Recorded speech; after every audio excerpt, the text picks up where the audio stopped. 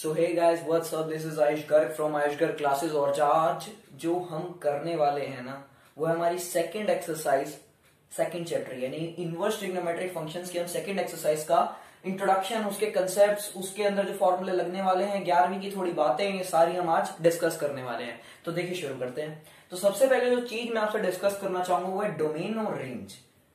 मतलब समझिए, एक मशीन है, ठीक है, आप समझ लीजिए गन्ने का जूस निकालने वाली मशीन है। गन्ने का जूस जिस मशीन से निकलता है, मैंने गन्ना डाला, ठीक है, यानी कि मैंने शुगर केन डाला और जूस मेरा शुगर केन का निकल के आ गया। यानी कि जो चीज मैंने इस मशीन में डाली, ठीक है, जो चीज मैंने इस मशीन में डाली उसको मैं बोल दूंगा डोमेन, और जो मेरा आंसर आया, जो चीज निकल के आई, उसको बोलते हैं रेंज। और इस मशीन का नाम मैं क्या रख देता हूं, फंक्शन। मेरे ख्याल से आपको क्लियर हो गया है। यानी कि डोमेन जब हम फंक्शन में डालते हैं तो जो मेरा आंसर आता है वो मेरा रेंज होता है। जैसे कि आप यहां पे देख सकते हैं कि डोमेन मेरा क्या, -1 से 1। अब आप ये देखिए ना कि अगर आप शुगर केन डाल रहे हैं मशीन के अंदर तो जूस निकलेगा, अनार डाल रहे हैं तो जूस निकलेगा, संतरा डाल रहे हैं तो जूस निकलेगा। लेकिन अगर क्या हो, अगर आप डाल दें एक कुर्सी, चेयर डाल दें, आप एक सोफा, आप डाल दें बेड, तो देखिए मशीन टूट जाएगी ना। एक लिमिट है जिस तक मैं खाली डाल सकता हूं अपने जो मेरी सारी थिंग्स हैं उनको। अगर मैं डोमेन में, जो डोमेन कहता है, यानी कि साइन के अंदर जो x की वैल्यू है, अगर मैं -1 और 1 के बीच के अलावा कुछ और डाल दूंगा ना, जैसे कि -1 और 1 के बीच में क्या आता है, 0, 1/2, 1/√2, √3/2, 1, यही सब नेगेटिव में, ठीक है। ये सब है मेरे डोमेन के बीच में। आपको याद होनी चाहिए सारी वैल्यू, साइन कोस टेन कोस सेक कोसेक की, 0 डिग्री, 30 डिग्री, 60 डिग्री, 90 डिग्री, ये सारी आपको पता होनी चाहिए ना, 45 डिग्री वगैरह। तो देखिए डोमेन वो चीज है जो मैं अपने फंक्शन में डालता हूं और जो मेरा आंसर आता है, यानी कि y की वैल्यू जो आएगी, यानी कि डोमेन क्या है मेरा x और रेंज है मेरा y। यानी कि जो मेरी वैल्यू आएगी, यानी कि जो मेरा आंसर आएगा वो होगी मेरी रेंज। तो अगर मैं डोमेन डालता हूं -1 से 1 के बीच में, तो आएगा मेरा आंसर -π/2 से π/2 के बीच में। ऐसी कॉस के अंदर -1 से, देखिए ब्रैकेट का कोई मतलब है, जब एक ब्रेक ब्रैकेट होता है ना, क्लोज ब्रैकेट जिसको हम बोलते हैं, तो यानी कि -1 और 1 इंक्लूडेड है। अब जैसे इधर देखिए, यहां पे मैंने स्मॉल ब्रैकेट लगा रखा है, इसका मतलब क्या है, ओपन ब्रैकेट भी बोलते हैं इसको क्लोज ब्रैकेट बोलते हैं, इसको ओपन ब्रैकेट बोलते हैं। यानी कि -π/2 और π/2 इंक्लूडेड नहीं है। दो बातें होती है ना, 1 से लेकर 5 या फिर 1 और 5 के बीच में, 1 to 5 या फिर बिटवीन 1 एंड 5। बिटवीन 1 एंड 5 में 2, 3, 4 आएंगे, लेकिन 1 to 5 में 1, 2, 3, 5, 4 आएंगे। वही बात यहाँ पे है, -π/2 और π/2 के बीच में इस ओपन ब्रैकेट का मतलब होता है, क्लोज ब्रैकेट का मतलब होता है -1 से 1। यानी कि जो चीजें मैंने ब्रैकेट के इधर लिखी होती है ना, वो भी मेरी इंक्लूडेड होती हैं। इन सब के लिए r का मतलब रियल नंबर है, कुछ नहीं, यानी कि सभी नंबर्स मैं 10 के अंदर डाल सकता हूं, तो मेरा आंसर ये आएगा। अभी देखिए मैंने यहां पे एक चीज लिखी है -π/2 से π/2, जो मेरा आंसर आएगा, लेकिन 0 नहीं। आप खुद देखिए ना, अगर आप -1 या 1 से के बीच में सेक के अंदर पुट करते हैं x की वैल्यू, तो आपका आंसर नॉट डिफाइंड आएगा। टेबल पता है ना, सेक कितने पे नॉट डिफाइंड होता है, कमेंट में आंसर दो मुझे इस बात का, सेक कितने एंगल पे नॉट डिफाइंड होता है, ऐसी कोसेक भी, ठीक है। तो वही निकलेगा और वही मैंने यहां से 0 किए, 0 मैंने यहां पे माइनस किया, यहां पे मैंने π/2, यानी कि π/2 पे कोसेक, मेरे ख्याल से मैंने आंसर दे दिया है, ठीक है। कोसेक π/2 पे नॉट डिफाइंड होता है, ऐसे ही हमारा सेक 0 पे नॉट डिफाइंड होता है। आप सबको ये बातें पता लग गई। डोमेन और रेंज हमने सीख ली। अब कुछ फॉर्मूले रिवाइज करते हैं अपनी क्लास 11th के, जो हमको हमारा आगे चैप्टर कंटिन्यू करने में मदद करेंगे। सो यार हमने डोमेन और रेंज डिस्कस कर लिया, जो कि हमारे क्वेश्चंस में काफी ज्यादा यूज होने वाले। हमसे डायरेक्ट क्वेश्चन पूछ लिया जाता है डोमेन और रेंज का। अभी हम करेंगे भी, जब अपनी एक्सरसाइज को करेंगे, एक मेरे पिछली एक्सरसाइज का भी क्वेश्चन रह रहा है, मेरे को याद है, मैं कराऊंगा आपको अगली एक्सरसाइज में। पहले हम कंसेप्ट कर लेते हैं। देखिए हमारी 11th की आइडेंटिटीज, जो कि सबसे ज्यादा इंपॉर्टेंट आइडेंटिटीज थी, जितने अब तक मैंने क्वेश्चन लगाए हैं प्रीवियस ईयर के जेईई मेन लेवल तक के, उसके अंदर मेरे को तो भाई यही लगा है कि इन आइडेंटिटीज के अलावा शायद ही कोई आइडेंटिटी होगी जिसके बारे में उन्होंने पूछा इनवर्स ट्रिग्नोमेट्री में। मतलब ऐसे ही सारी आइडेंटिटीज लगने वाली हैं हमारे क्लास जो 12th की जो इनवर्स ट्रिग्नोमेट्रिक फंक्शंस है उसके अंदर, तो आपको पढ़नी जरूरी है। मैं बस सारी पढ़ देता हूं, आपको सारी की सारी नोट करनी है, जिसके अंदर से मोस्ट इंपोर्टेंट आइडेंटिटी लास्ट की दो है। ये देखिए, cos sin a plus B, sin a cos b plus cos a sin b। आप बोल बोल के याद करोगे ना यार, तभी आपको याद होगी। sin a minus B, sin a cos b minus cos a sin b, cos a plus b, cos a cos b minus sin a sin b, cos a minus b, cos a cos b plus sin a sin b। जहां पे cos में लग गया बीच में minus, वहां पे आ जाएगा plus. cos करता है हमेशा उल्टा काम, अंदर प्लस बाहर माइनस, अंदर माइनस बाहर प्लस। sin हमेशा सीधा है, sin a cos b plus, sine minus है तो माइनस, साइन हमेशा ढंग की बात करता है। ये टेन वाली तो सबको याद होती है, tan A plus B, tan A plus tan B upon में one minus tan A tan B. ऐसे tan A minus B, tan A minus tan B upon one plus tan A tan B. Cot होता है ten का उल्टा, थोड़ा ध्यान लगाओगे तो हो जाएगी याद।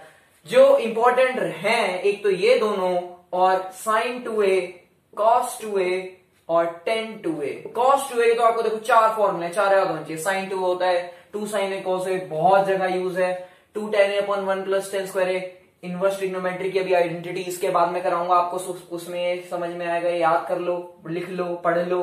कॉस टू ए की cos square A minus sign square ए। मैं इसमें आपको एक चीज समझाना चाहता हूं, अगर मैं जो टू ए लिखा है इसका अगर मैं आधा कर दूं, यानी इसको ए कर दूं, तो यहाँ पे भी सारे एंगल आधे हो जाएंगे ना। यहाँ पे cos square A by two आ जाएगा, यहाँ पे sin square A by two आ जाएगा। अगर मैं कॉस टू ए की जगह कॉस ए कर दूं, इतनी बात नहीं समझ में आई तो बस ये आ गया तो आप क्वेश्चंस भी आराम से कर लेंगे। ऐसे ये two cos square A minus one होता है cos two A, one minus two sign square A होता है, one minus tan square A upon one plus tan square A होता है। आपको सारी आइडेंटिटीज याद होनी चाहिए, रोज लिखोगे, रोज बोल बोल के पढ़ोगे तभी जाके याद होंगी ये। ऐसे हमारा साइन थ्री ए थ्री, इसमें तो डायरेक्ट क्वेश्चन है, ये तीनों तो मुंह जबानी आनी चाहिए। कोई एकदम से बोले साइन थ्री ए तो बाकी बात है बाद में, एकदम से ये आइडेंटिटी निकलनी चाहिए। Three sin A minus four sin cube A, ऐसे cos three A four sin cube A minus three cos A, tan three A three tan A minus tan cube A upon one minus tan three tan square A. ये कैसे करें, three one one three ऐसे याद करो, आपको ऊपर की power से याद हो जाएंगी। टेन की पावर वन है, फिर थ्री है, फिर वन है, फिर स्क्वायर है, यानी कि यहाँ पे तो टेन है ही नहीं ना। थ्री वन, यहाँ पे कुछ नहीं है तो वन है ना, थ्री वन वन थ्री ऐसे याद करो तो शायद याद हो जाए। One plus cos A two square A by two होता है, ये इसी से बना है। कॉस टू ए की आइडेंटिटी जब देखिए, ये कॉस स्क्वायर ए वाला माइनस वन है और यहाँ पे one minus sign to sine square है ना, इनको इंटरचेंज करोगे तो ये आ जाएगा। देखना, वन प्लस कॉस ए होता है two cos square A by two और वन माइनस कॉस ए होता है two sign square A by two. ये दोनों तो महाभारत में जैसे श्लोक नहीं लिखे ना, जैसे लोग बताते हैं कि उनको फॉलो करो, यथा यथा ही धर्मस्य वगैरह काफी सारे हैं, ठीक है, वैसे ही ये दो जो आइडेंटिटी है ना, इनको घोट के पी जाओ। ये दोनों तो बहुत ज्यादा यूज होनी है। चलिए वो हम अपने चलते हैं इनवर्स ट्रिग्नोमेट्रीज की आइडेंटिटीज पे, जो कि आपको इन सभी का यूज करके दिखाएंगी और आपको अगली एक्सरसाइज पे जाने में काफी ज्यादा मदद करेंगी। क्वेश्चंस भी उधर से ही आने हैं, मेरा विश्वास कीजिए, सीबीएसई उससे बाहर कहीं क्वेश्चन नहीं देगा। तो चलिए आगे बढ़ते हैं। सो यार हम अपने आगे अब इनवर्स आइडेंटिटीज को डिस्कस कर लेते हैं, तो उसके बाद में हम जाने वाले हैं 2.2 एक्सरसाइज के सॉल्यूशन में। देखिए वीडियो बनानी अलग से जरूरी थी, क्योंकि 2.2 हम सीधा नहीं कर सकते, हमको पहले आइडेंटिटीज पता होनी चाहिए, 11th की कुछ चीजें आनी चाहिए, डोमेन रेंज आनी चाहिए, तब हम क्वेश्चन उनको कर पाएंगे। तो मेरी बात धीरे धीरे समझेंगे, ठीक है। इनवर्स आइडेंटिटीज हम देख रहे हैं। देखिए आपको ये पता है कि साइन का उल्टा ही हमारा कॉस होता है, कोसैक होता है, सॉरी, ठीक है। तो इसमें कोई याद करने में दिक्कत नहीं होगी। साइन इनवर्स 1/x का उल्टा कोसैक इनवर्स x, बस इनवर्स ही तो लगाना है और अंदर का एंगल उल्टा करना है। ऐसी कॉस का उल्टा सेक होता है, टेन का उल्टा कॉट होता है। इसमें कुछ याद करने लायक नहीं था। याद करने वाली बात यहाँ पे आती है कि साइन इनवर्स ऑफ एक्स और कॉस इनवर्स ऑफ एक्स, यानी कि साइन कॉस दोनों के इनवर्स का सम होता है pi by two. Pi by two radians में, वैसे हम इसको क्या बोलते हैं, 90 डिग्री। पाई बाय टू मतलब 90 डिग्री होता है ना। ऐसे tan inverse of x plus में cot inverse of sin cos tan cot sec cosec, याद करने में कोई दिक्कत ही नहीं। इन्हीं सात वालों का सम होता है पाई बाय टू। टेन और tan inverse X plus cot inverse X होता है हमारा pi by two. Sec inverse X plus cosec inverse X होता है हमारा pi by two.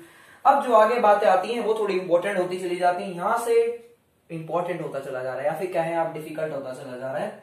Ten inverse X plus में tan inverse Y, tan inverse X plus में tan inverse Y होता है मेरा tan inverse X plus Y upon one minus X Y. ये नीचे मैंने क्या लिख रखा है, इसका मतलब है जब मैं एक्स और वाई को मल्टीप्लाई करता हूं, लेट सपोज मेरा एक्स है 1/2 और वाई है मेरा 1/4, जब इन दोनों को मल्टीप्लाई कर रहा हूं तो देखिए आप आ रहा है 1/6, जो कि छोटा है 1 से, क्योंकि छोटा है हमारा, 0 पॉइंट आएगा कुछ 1, 0.1 कुछ आएगा, ये खुद 1 से छोटा है, तो इसलिए फिर मैं ये आइडेंटिटी लगाऊंगा, यानी कि x और y को मल्टीप्लाई करने में, यानी कि जो एंगल है 10 के साथ, इस 10 के साथ और इस 10 के साथ, इन दोनों को मल्टीप्लाई करने पे अगर मेरा 1 से छोटा आता है ना नंबर, तो मैं ये वाली आइडेंटिटी लगाता हूं, tan इनवर्स बाहर, अंदर x plus Y upon 1 minus X Y. लेकिन अगर 1 से बड़ा आता है तो बस मैं पाई को इसमें प्लस कर देता हूं, और कुछ इसमें इतनी कुछ रॉकेट साइंस नहीं है। ये देखिए आपने पीछे अगर आपने आइडेंटिटी याद हो 10a प्लस बी की, तो उस जैसी है, 10a प्लस 10b, 10 बस बाहर है, यहाँ पे इनवर्स है ना, सब कुछ उल्टा चल रहा है, अपॉन 1 माइनस 10a 10b, कुछ ऐसे ही आइडेंटिटी, ध्यान से देखेंगे तो ज्यादातर हमारी ये लेस देन 1 वाली यूज होनी है। इस काफी कम, अगर मैं 100% क्वेश्चन कराऊंगा तो 95% क्वेश्चन मेरी लेस देन 1, मेरे को चेक करने की जरूरत नहीं पड़ेगी, इसी से हो जाएंगे। लेकिन कुछ क्वेश्चंस हैं, एक आध कुछ ऐसा क्वेश्चन आएगा जो परेशान करेगा, और जिसमें हम सोचेंगे ये लग जाएगी, लेकिन आइडेंटिटी वो लगनी होगी, और क्वेश्चन वो काफी आसान होगा, बस ये आइडेंटिटी लगेगी उसके अंदर, जहां पर x और y को मल्टीप्लाई करने पे 1 से बड़ा टर्म आ जाए, उसमें कुछ नहीं। अगर हमको माइनस करना हो तो कोई हमारी दिक्कत नहीं है, सिंपल tan इनवर्स बाहर x minus Y upon 1 plus X Y, ठीक है। आइडेंटिटीज आती हैं ये 3, ये तुमने पढ़ लिया, पता है तुमको, ये तुमने पढ़ लिया, ध्यान से देखो। 2 tan इनवर्स x, यानी कि साइन में 10 को कैसे लिखते थे, कुछ याद आ रहा है, पीछे आइडेंटिटी थी एक, 2 tan इनवर्स x होता है हमारा sine inverse 2x by 1 plus X square, यानी कि साइन 2x, एक तो था हमारा 2 sin x cos x, ठीक है, और एक क्या था हमारा 2 tan a upon 1 plus tan square, एक फॉर्मूला था, वही तो है, बस 10 की जगह यहाँ पे x लिखा हुआ है, 2x upon 1 plus X square, और बाहर हमारा साइन है, यानी कि 2 tan इनवर्स ऑफ x के 3 फॉर्मूले cos की फॉर्म में, cos 2a में हमारा एक फॉर्मूला पड़ा था 1 minus tan square upon 1 plus tan square, वही है, बस यहाँ पे x की जगह, बस 10 की जगह यहाँ पे x है 1 minus x square upon 1 plus X square, ऐसे यहाँ पे 2 tan इनवर्स x जो 10 की फॉर्म में है, 10 2a क्या था हमारा, आपको याद हो तो 1 10 2a था हमारा 2 tan a upon 1 minus tan square a, वही चीज तो है, बस tan इनवर्स बाहर है, सॉरी मैं ब्रैकेट लगाना भूल गया, अपॉन और फिर अंदर है हमारा 2x upon 1 minus x square. अगर आप x की जगह कर दें 10 तो देखिए वही फॉर्मूला बन जाएगा 2 tan a upon 1 minus x square. अगर मेरी बात ये नहीं समझ में आई तो कोई नहीं यार, याद कर लो, बस यही करना है तुमको और कुछ याद। अब क्वेश्चंस करेंगे हम, क्वेश्चंस इतने भर भर के करेंगे हम, मिसलेनियस आएंगी, हम उनको कोई कंसेप्ट नहीं सीखना, सिर्फ क्वेश्चंस लगाने हैं, एनसीईआरटी के क्वेश्चन खत्म कर दूंगा। तो ऐसे यार पढ़ते रहो। एक और कहना था आपको यार, while you are sleeping then someone is working on their dream, जब तुम सो रहे होते ना यार तो कोई अपने सपनों पे काम कर रहा होता है, तो अपने सपनों में काम करते ना, अपने सपनों को भाई भूले नहीं, आपका सपना एक दिन जरूर सच होगा, लेकिन तभी होगा जब तुम काम करोगे। तो इसी के साथ मैं अलविदा लेना चाहूंगा, स्टे ट्यून्ड, अगले लेक्चर में मिलते हैं, थैंक यू।